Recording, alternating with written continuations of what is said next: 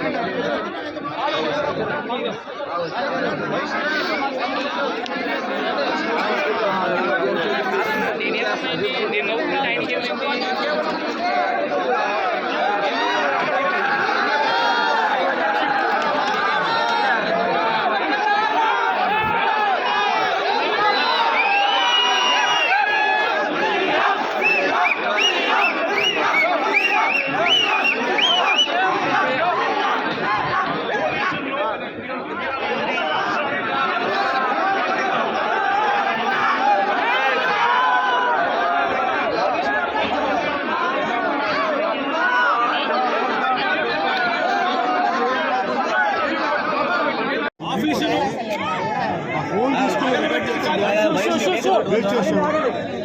Office ఎవరిది అని చెప్పి ఆ ఆఫీసు ఎస్సీ ఎస్టీలకు సంబంధించిన ఆఫీస్ వారిని ఓనర్లు అయితే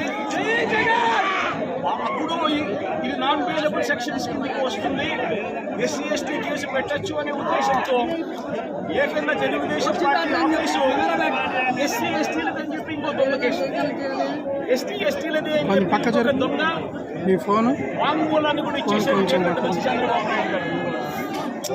వాస్తవం ఏమిటంటే తెలుగుదేశం పార్టీ ఒక ఎస్సీ ఎస్టీకి సంబంధించిన వ్యక్తికి సంబంధించిన ఆఫీస్ బిల్డింగ్ కూడా కాదు. తెలుగుదేశం పార్టీ ఆఫీసు కడియాల సీతారామయ్య గారు అనే ఎస్సీ కాదు, ఎస్టీ కాదు, కనీసం బీసీ కూడా కాదు,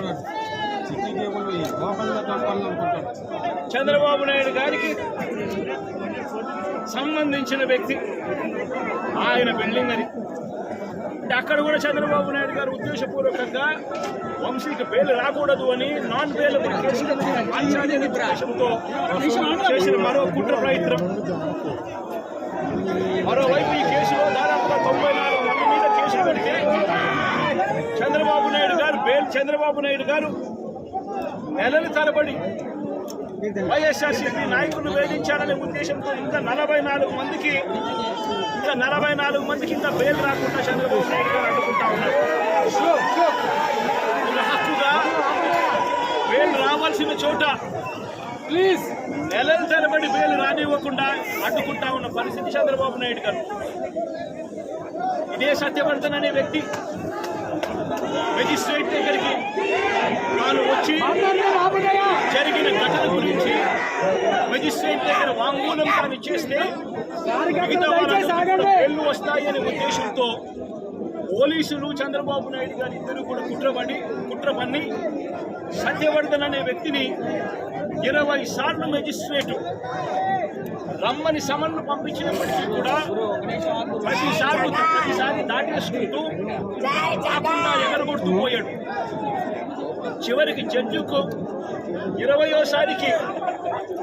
ఇన్నిసార్లు సమన్లు ఇచ్చినా కూడా ఈ మనిషి రాకపోవడం అన్యాయము అని పోలీసుల మీద గట్టిగా జడ్జి తిట్టి ఖచ్చితంగా సమన్లు ఇవ్వండి, నెక్స్ట్ టైం వచ్చేట్టుగా ఖచ్చితంగా చూసుకోండి అంటే అప్పుడు మరుసటి వాయిదాకు సత్యవర్ధన్ అనే వ్యక్తి తానంతట తానే హాజరయ్యాడు.